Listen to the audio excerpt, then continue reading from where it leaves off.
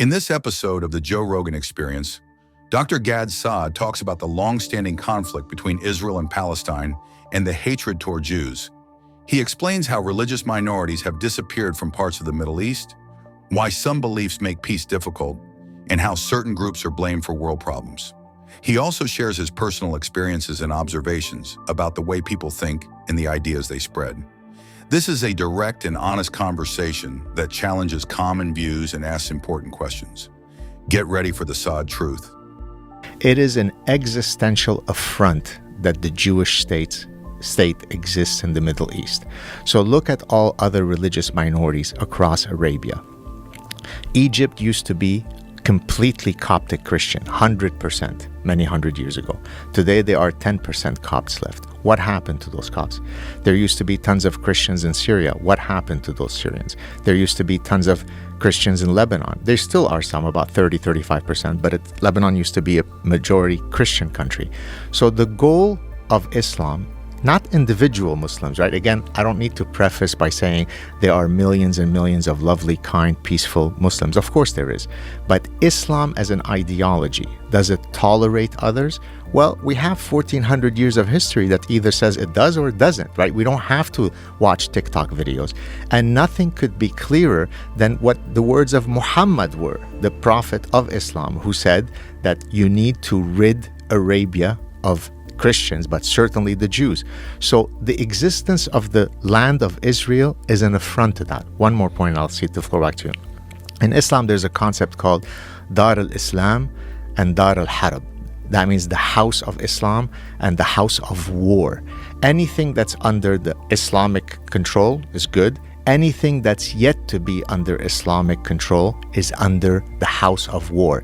Once a territory is under Islamic control and you lose it, you have to get it back. It is your dominion forever. This is why, for example, Andalusia, which was at one point controlled, which is in current Spain, which was controlled by the Moors, an Islamic conquistador,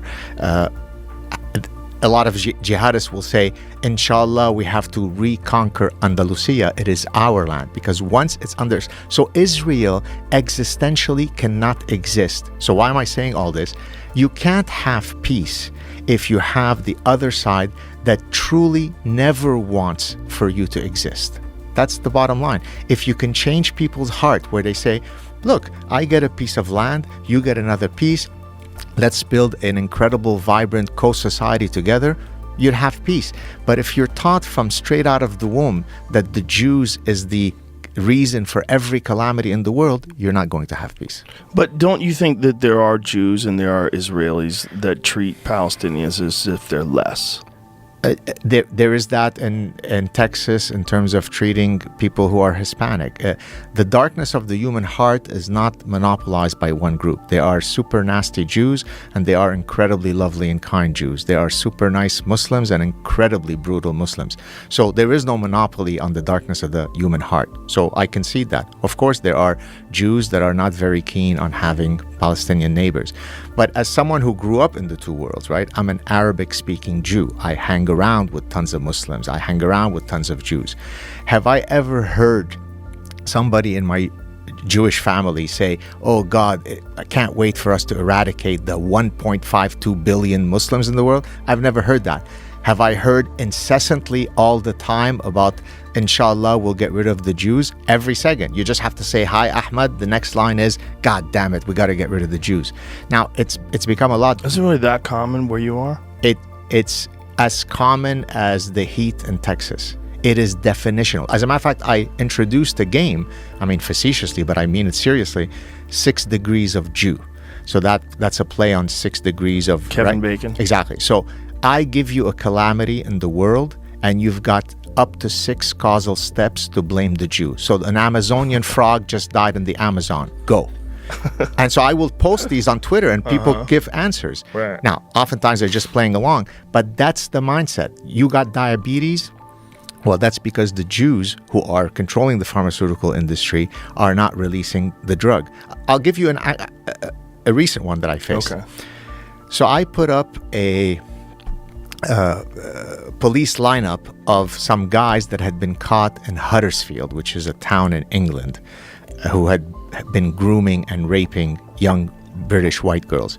And you may or may not know this, I'm not sure if we've discussed it in the past, in Britain, over the past 25 years, there's been an unbelievable industrial scale level grooming and raping of young white girls by Asian men. That's a euphemism for men of a certain religious heritage, but you say they're Asian. So their names are, let me summarize them for you. Muhammad, Ahmad, Muhammad, Ahmad, Muhammad, Muhammad, Muhammad, Ahmad, Ahmad, Muhammad, Ahmad, Ahmad, Muhammad, Ahmad, Muhammad. Okay? So I put those up and I sarcastically said, I don't have a big enough brain to do the big data analytics to understand what is the commonality across all those gentlemen. Could anybody help me? Do you know how many people wrote to me and blamed it on the Jews? Not facetiously. So now I'm going to ask you, Joe. How? I was just going to ask you that. How is it when 3 Muhammads rape your 12-year-old British girl, you blame it on Mordechai? 3 Muhammads lead to Mordechai. Tell me how. You tell me. I don't know. How did they do it?